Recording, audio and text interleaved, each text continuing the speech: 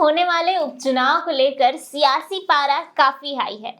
13 नवंबर को वोटिंग होनी है और 23 नवंबर को रिजल्ट आएंगे और इस रिजल्ट को बिहार के 2025 के विधानसभा चुनाव से भी जोड़ के देखा जा रहा है। और ऐसे में ऑफ कैमरा इन चारों सीटों पर जहां उपचुनाव होने वाले हैं वहां सर मौजूद थे, सर्वे किया है, क्या आया है निकल के, सर हमारे साथ उपस्थित है। बहुत बहुत स्वागत है सर आपका। बहुत बहुत स्वागत है तमाम दर्शकों का जो खबर फर्स्ट को इतना प्यार और विश्वास खबर फर्स्ट पर दे रहे हैं।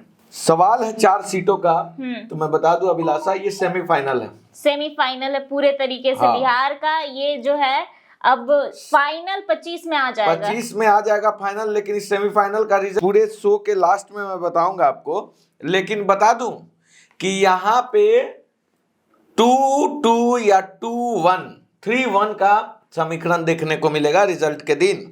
ऑफ कैमरा सर आप वहां उपस्थित थे, क्या माहौल है अभी ग्राउंड पे?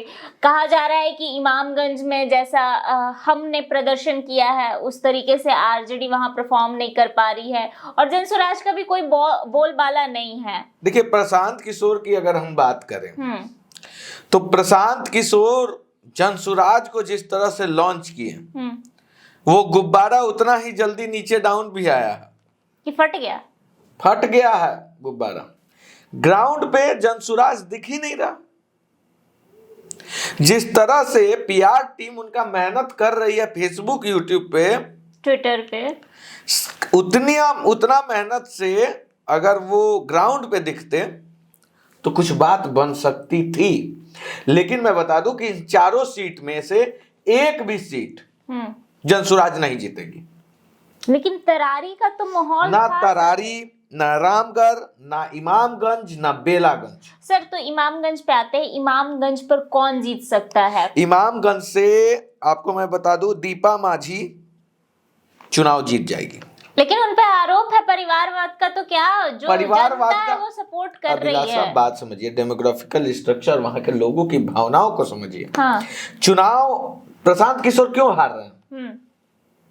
यहाँ विकास की बातें लोगों को अच्छी लगती है बिहार में, लेकिन वोट आज भी राजनीतिक समीकरण के आधार पे ही दिया जा रहा है। बातों को समझिए मेरा।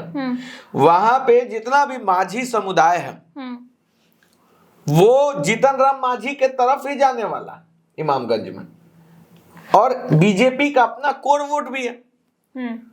जो बीजेपी का कोर वोट है वो किधर शिफ्ट होगा, आप बताइए। लेकिन सर यहाँ पर सवाल ये उठता है कि जो पासवान कैडर के वोटर्स है वो तो अब जनसुराज की तरफ शिफ्ट हो रहे हैं, चिराग पासवान की तरफ शिफ्ट नहीं हो रहे हैं, ऐसा दिख रहा है वापस ग्राउंड पे। गलत दिख रहा है, गलत।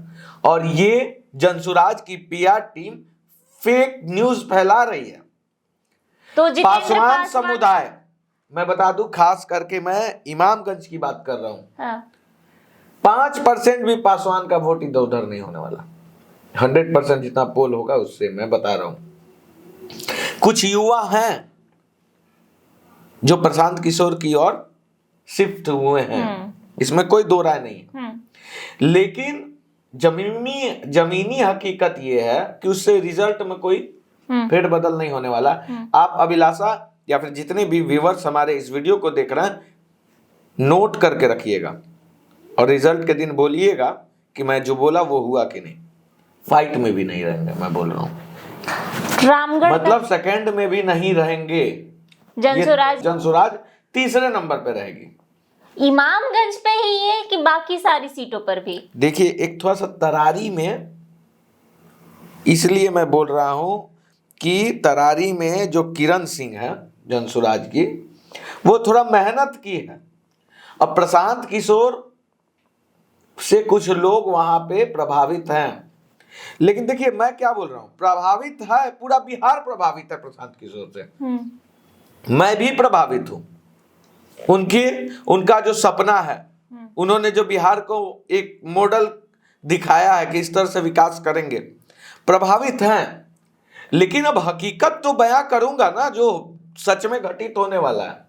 जो मुझे लगा, मुझे यही लगा कि 4 सीट में एक भी सीट जनसुराज नहीं जीत रहा है।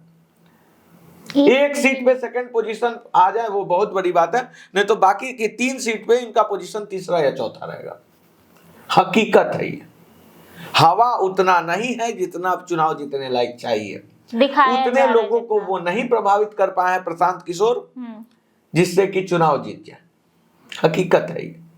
अब बात करते हैं सभी चारों तो तरारी पर कौन जीत रहा है? आपने भी कहा कि प्रशांत किशोर वहां फाइट दे सकते हैं, लेकिन वापस जीतने का माहौल किसका है? देखिए, तरारी पर फाइट है।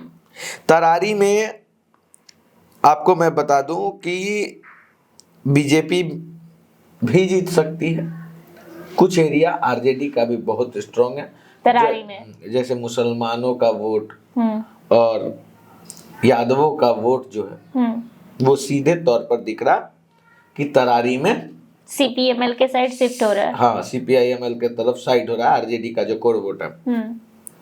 और उसके बाद भी सीपीआईएमएल का 10% हर जगह कैडर वोट होता है, जो लोग बहुत कम लोग आपको बताएंगे। कैडर वोट उनका है। सीपीआईएमएल जो कम्युनिस्ट पार्टी होती है उनमें कैडर होता है, कोई पार्टी का सदस्य नहीं होता, कैडर। वो कैडर वोट सीपीआईएमएल को मिलेगा। लेकिन अब देखिए, यहाँ पे बीजेपी का भी अपना कोर वोट है। अब बीजेपी का ही सिर्फ कोर वोट नहीं है, आप देखिए इस बार बीजेपी के साथ लोजपा का भी कोर वोट है, जदयू का भी कोर वोट है, और हम का भी कोर वोट है हर सीट पे। तो इससे फाइट बहुत क्लोज है। जीत और हार का जो मार्जिन होगा वो 4 से 5 हजार होने वाला। अच्छा, मतलब और इस मार्जिन को कोई डिकोड नहीं कर सकता है। अभिलाषा, मैं बता दूं आपको, अगर कोई भी बोल रहा है कि नहीं तरारी से ये जीत जाएंगे, इनका हवा टाइट है, तो हो सकता है कि उनका अनुमान सही हो जाए।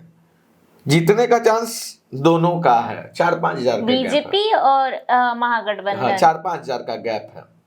तो ये जो 4-5 हजार का गैप होगा वो डिपेंड करेगा कि कौन जीतेगा। रामगढ़ पे क्या माहौल है सर? क्योंकि रामगढ़ आप काफी दिनों तक रहे, वहां का ग्राउंड आपने देखा, क्या माहौल है? वहां के जो सांसद है अभी सुधाकर सिंह, उन्होंने कह दिया है हाल फिलहाल में कि हम तो सांसद है, हमें विधायकों को कैसे रखना है वो अच्छे से आता है। और भी बहुत सारे आरोप प्रत्यारोप का वहां जो दौर है चल रहा है, परिवारवाद चल रहा है एक तरफ। तो क्या माहौल बना हुआ है ग्राउंड पे सर? देखिए, अशोक कुमार सिंह बीजेपी से उम्मीदवार हैं। हाँ। आरजेडी से आपको बता दें सुधाकर सिंह के भाई अजीत कुमार सिंह, जो जगदानंद सिंह के बेटे हैं, जगदानंद सिंह के बेटे हैं, वो चुनाव लड़ रहे हैं। रामगढ़ में बता दूं कि 15 साल से बीजेपी खाता नहीं खोल पाई, लगभग 2015 के बाद तो से, एक तरफा जा 2015 के बाद से। लेकिन आपको मैं एक चीज और बता दूं कि अशोक कुमार सिंह जो है वही 2015 में विजयी भी दिलाए थे बीजेपी को। इस चीज को भी नोट करने वाली बात है। तो अशोक कुमार सिंह के आने के बाद बीजेपी दावा तो रामगढ़ में पेश कर रही है, लेकिन सीट जीत नहीं पाई। रामगढ़ सीट फिर से आरजेडी जीत जाएगी। और जनसुराज तो मैं सीधा बोल दिया, सुशील कुमार कुशवाहा को जो वोट मिला है कि कुशवाहा वोट बैंक कुछ खींचा जाए, लेकिन ऐसा कुछ होने वाला नहीं है। मैं नवादा वाला चुनाव में भी बोला था आपको कि कुशवाहा को आरजेडी वोट बैंक दी थी और कही थी कि जीत जाएंगे, लेकिन मैं क्या बोला था आपको कि जीत नहीं होने वाला, वहां से कार्ड फेल होगा। 4 की चारों सीट पे जनसुराज बुरी तरह से हारेगी, मैं आपको बता दिया आज, बुरी तरीके से। कोई अभी जो उनके पीआर टीम होंगे बोलेंगे फेक, तो मैं कहूंगा पीआर टीम को कि रिजल्ट के दिन जो लोग कमेंट करेंगे वो लोग फिर से रिकमेंड कर दीजिएगा। तो इस रामगढ़ वाले सीट पे क्लियर आरजेडी है। बेलागंज में भी सेम कंडीशन, सेम आरजेडी निकाल लेगी। मतलब 2/2 रहेगा, 2 सीट आरजेडी और 2 seat sorry NDA, 2 seat India गठबंधन। यहां साफ दिख रहा है महागठबंधन जिसको कह रहा है लोग, यही रहने वाला। ट्रेंड। कोई तो मतलब इससे साफ पता चलता है कि 2025 के विधानसभा चुनाव में महागठबंधन और एनडीए चलेगा, जनसुराज का जनसुराज नहीं चलेगा। इस 4 सीट पे तो नहीं चला जनसुराज का जादू। तो ये तो सेमीफाइनल है ना सर? सेमीफाइनल है, फाइनल में तो पहुंच कहाँ रहा है तब ये। तो वही तो मैं बोल जब रही हूँ। सेमीफाइनल ही हार गए तो फाइनल में तो पहुंच नहीं रहे। और जनसुराज का हारने का कारण मैं आपको बता दूं। कारण सबसे पहले प्रशांत किशोर का वो टीम, जिस टीम के बलबूते प्रशांत किशोर दम भर रहे हैं कि हम बिहार जीत जाएंगे, उस टीम में 2-3 खामियां हैं। जैसे कि क्या क्या? प्रशांत किशोर से मिलना राष्ट्रपति से मिलना बराबर बात है। प्रशांत किशोर से उनके पार्टी के लोग नहीं मिल पा रहे हैं। आम लोग क्या मिलेगा? One way communication. सुनने में ये भी आ रहा है कि लोग पार्टी छोड़ के अब जा रहे हैं। जाएंगे ही। प्रशांत किशोर अपने पार्टी में डिक्टेटरशिप ला रहे हैं। This is not good for any party. किसी भी पार्टी के लिए सही नहीं। तो ये उनके हार का कारण बन रहा है। और भी कारण है। ग्राउंड में प्रशांत किशोर के बराबर कोई दूसरा नेता ना होना। जो उम्मीदवार है उसकी लोकप्रियता प्रशांत किशोर के बराबर शून्य है, नगण्य है। लेकिन वो तो कहते हैं ना कि हम आप ही के बीच से लोग उठाकर आप ही को देंगे, तो वो ये तो सुनने में अच्छा लगता है अभिलाषा। चुनाव लड़ना और लड़ाना दोनों बहुत अलग चीज है। प्रशांत किशोर फेल हो गए हैं अपने गणित में। आपको पता चलेगा रिजल्ट के दिन। कुछ नहीं अब होने वाला। ये बिहार है। यहां एक जान जाइए, यहां डूबते सूरज को अर्घ दिया जाता है अभिलाषा। यहां एक बिहार ही ऐसा राज्य है जहां डूबते हुए सूरज को भी अर्घ दिया जाता है। तो बस इसी से प्रशांत किशोर समझ लें कि इस चुनाव में, बिहार के चुनाव में जब उठिएगा ना, तो हुडुओ को यहाँ का लोग बोलता कि तहरे वोट दे और तू ही जीतबा, हमार नेता तू ही आवा। लेकिन रिजल्ट के दिन उसको दांती लग जाता है। तो प्रशांत किशोर और उनके पार्टी को रिजल्ट के दिन दांती लगेगा। मैं बोल दिया आपको। चलिए, बहुत बहुत धन्यवाद सर हमारे साथ जुड़ने के लिए, और ऐसे ही तमाम खबरों के लिए बने रहे खबर फर्स्ट के साथ, और अपने राय और विचार कमेंट बॉक्स में जरूर बताएं।